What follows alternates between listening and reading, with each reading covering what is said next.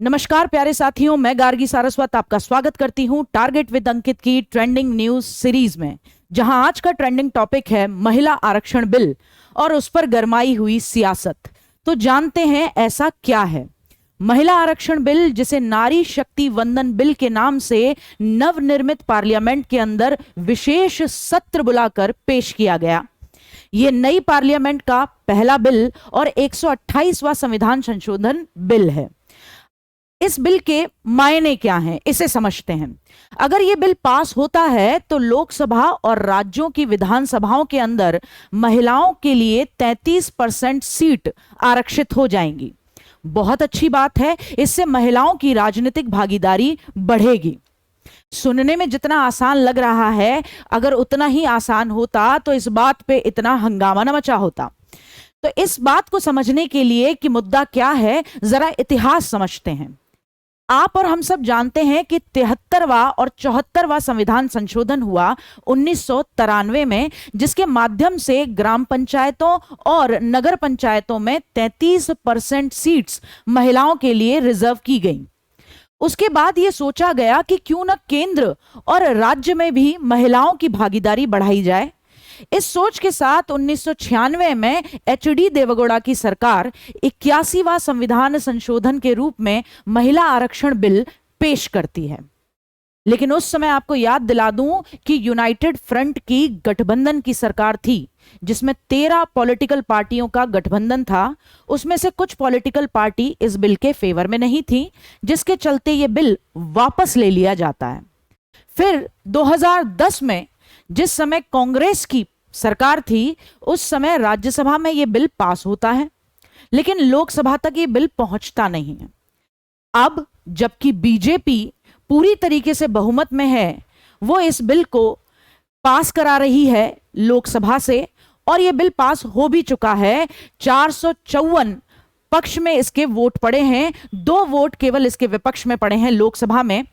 अब यह बिल राज्यसभा से पास हो जाता है तो राष्ट्रपति जी के पास पहुंचेगा, और अगर उनके सिग्नेचर हो जाते हैं तो यह बिल बन जाएगा कानून। और उसके बाद, जैसा कि हम सबको सुनने में आ रहा है, कि देश की लोकसभा और राज्यों की विधानसभाओं में महिलाओं की भागीदारी बढ़ जाएगी। अब बात किन मुद्दों पर अटक रही है? तो ऐसे 4 मुद्दे हैं जो इस बिल को कहीं और ही लेकर जाते हैं और इस बिल पर विवाद खड़ा करते हैं। पहला मुद्दा यह है कि इस बिल के अंदर राज्यसभा और राज्यों की विधान परिषद में महिलाओं को किसी भी तरीके के आरक्षण देने की बात नहीं है।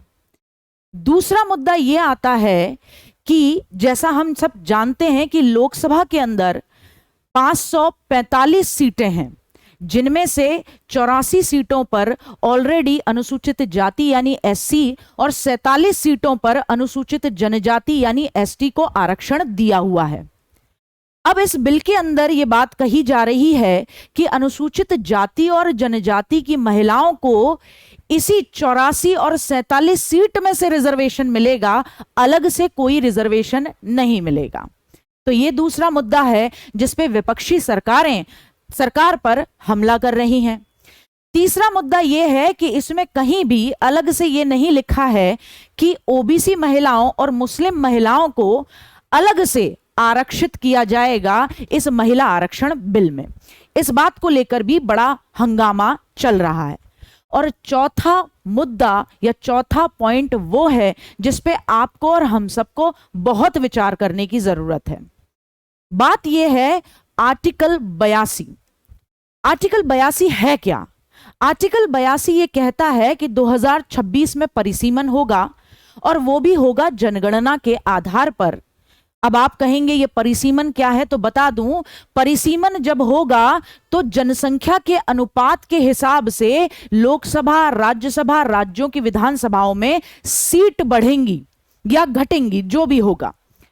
अब यह होना है जनगणना के बेसिस पर। 2011 लास्ट जनगणना हुई है भारत की, होनी थी 2021 में, लेकिन कोविड की वजह से नहीं हो पाई। यह परिसीमन यह भी कहता है कि जब तक परिसीमन नहीं होता है तब तक किसी भी तरीके का पॉलिटिकल आरक्षण फ्रीज है। तो मुद्दा जो फंस रहा है वो ये फंस रहा है कि सरकार विशेष सत्र को बुलाकर जिस बिल को पेश कर रही है वो तो 2026 से पहले लागू भी नहीं हो सकता। इसके मायने ये निकलते हैं कि 2024 के इलेक्शन में महिलाओं को इस आरक्षण का लाभ नहीं मिलेगा। तो क्या 2029 के इलेक्शन में मिलेगा? कह नहीं सकते, क्योंकि यह भी इस बात पर डिपेंड करेगा कि जनगणना कब होती है। क्या 2034 के इलेक्शन में मिलेगा? कह नहीं सकते, यह भी इसी बात पर डिपेंड करेगा कि जनगणना कब होती है। तो क्या सरकार के पास ये पावर है कि वो 2026 से पहले यानी आने वाले चुनावों में इस आरक्षण के बिल को पास करा ले या इस आरक्षण के प्रावधान को लागू कर दे? ये वक्त बताएगा और सरकार की नीयत बताएगी। हालांकि ये पॉलिटिकली या संवैधानिक रूप से संभव ही नहीं है। तो हंगामा इसी बात का है कि जब इतना लंबा इंतजार किया, अब इतना लंबा और इंतजार क्यों करवाया जा रहा है?